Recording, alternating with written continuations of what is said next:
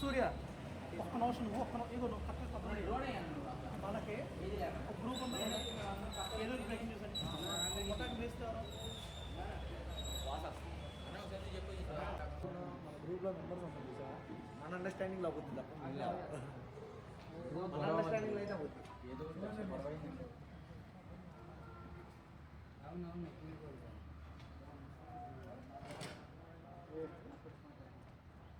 సరే సరే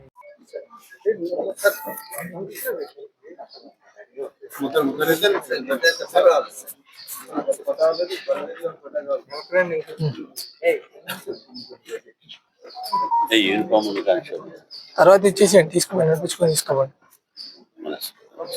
వాళ్ళందరూ చూడాలి కదా.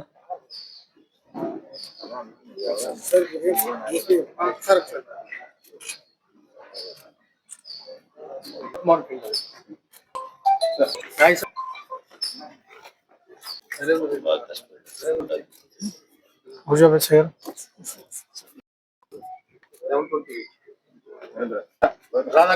గుజ్జాపేచి గారు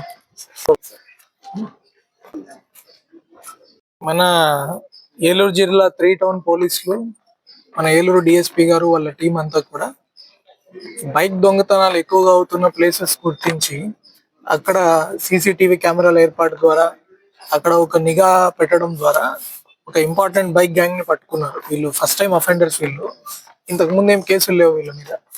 వాళ్ళని పట్టుకుంటే సుమారు ఒక 25 లక్షల విలువైన 50 బైక్స్ ని వాళ్ళ దగ్గర నుంచి రికవర్ చేయడం జరిగింది. వీడి పేరు మహమ్మద్ షాకీర్, ఏజ్ 33. వీడు మెకానిక్. ఈ మాస్టర్ కీ ఎలా తయారు చేయాలి, ఎలా ఓపెన్ చేయాలి, ఈ కనెక్షన్స్ ఎలా చేయాలనే దాంట్లో పెట్టి చేస్తున్నాడు. వాడి దగ్గర కొట్టేసినవన్నీ వీడు గోపిశెట్టి సురేష్. వీడు సేల్స్ మెన్ దగ్గర అమ్మడము, సేల్స్ మెన్ పాత్ర వహించి అందరి దగ్గర అమ్మడం లాంటి పనులు చేస్తున్నారు వీళ్ళు. ఈ 14 మంది రిసీవర్స్ వీళ్ళ దగ్గర నుంచి తీసుకున్న వాళ్ళు బైక్స్. వీళ్ళు ఏం చేస్తున్నారు, ఇలా బైక్లన్నీ కొట్టేసి మన హాస్పిటల్స్ దగ్గర, కొన్ని ఇంపార్టెంట్ ప్లేసెస్ దగ్గర ఉన్న బైక్లన్నీ నిఘా పెట్టుకుని ఎప్పుడైతే వీక్ గా ఉంటాయి, దానికి తాళం సరిగ్గా లేదు, జీపీఎస్ లేదు, అట్లాంటి బైక్స్ అన్ని గుర్తించి దొంగతనం చేసేసి చాలా తక్కువ డబ్బుకి మారుమూల మండలాల్లో అమ్మేస్తున్నారు. ఈ కేసుని వీళ్ళు చాలా చక్కగా నిఘా పెట్టుకొని పట్టుకున్నందుకు నేను వాళ్ళందరిని అభినందిస్తున్నాము. టోటల్ దీని ద్వారా ఈ 50 బైకులు కూడా వాళ్ళకి బాధితులకి అందజేయడం జరుగుతుంది. దీని వల్ల నేను ఇంకొకసారి చెప్తున్నాము, ప్రతిసారి మన ఈ మధ్య స్మార్ట్ లాక్స్ వస్తున్నాయి. ఏదైనా మీ దగ్గర బైక్ పెట్టుకుంటున్నప్పుడు ఒక 500 రూపాయలు ఎంతో విలువ చేస్తుంది స్మార్ట్ లాక్. ఆ లాక్ కానీ మీ బైక్ ఇన్స్టాల్ చేసుకుంటే మీ బైక్ ని ఏమన్నా కదిలిచ్చినా, దాని వైర్ ఏమన్నా కట్ చేసినా, ఏమైనా బ్రేక్ చేయడానికి ట్రై చేసినా, అది పెద్దగా అలారం తోటి సౌండ్ చేస్తూ చుట్టుపక్కల ఉన్న వాళ్ళందరిని అలర్ట్ చేస్తుంది. తద్వారా వాడు ఆ బైక్ అక్కడ వదిలేసి వెళ్ళిపోయే అవకాశం ఉంది. లేదు, జీపీఎస్ పెట్టుకోవచ్చు. జీపీఎస్ 2000 అయితే మీ జీపీఎస్ వస్తుంది. మీ బండ్లు ఇప్పుడు ఒక్కొక్క బండి కూడా 80,000 90,000 కాస్ట్ అవుతుంది. మీరు జీపీఎస్ పెట్టుకుంటే మీ బండి ఖచ్చితంగా దొరకడానికి 100% ఆస్కారం ఉంటాయి.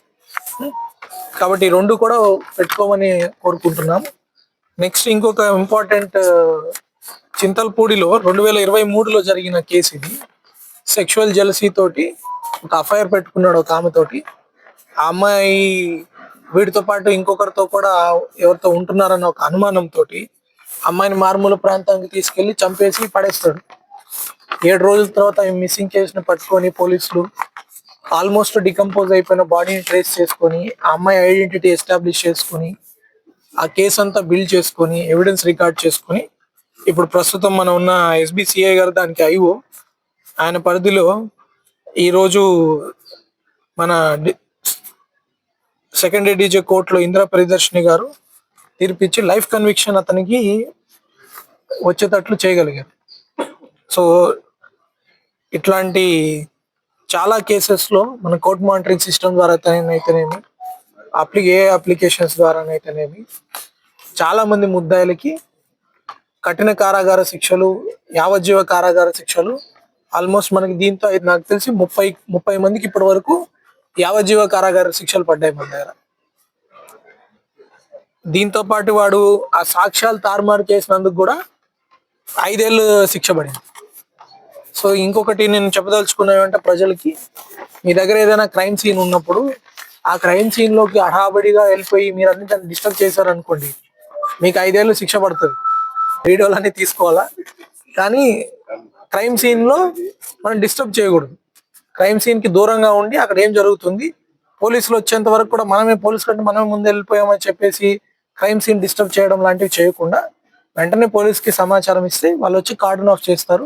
దాంట్లో వాల్యుబుల్ ఆధారాలు దొరుకుతాయి. ఫుట్ ప్రింట్ దొరుకుతుంది, ఫింగర్ ప్రింట్ దొరుకుతుంది, చిన్న వెంట్రుక కూడా ఆధారమే.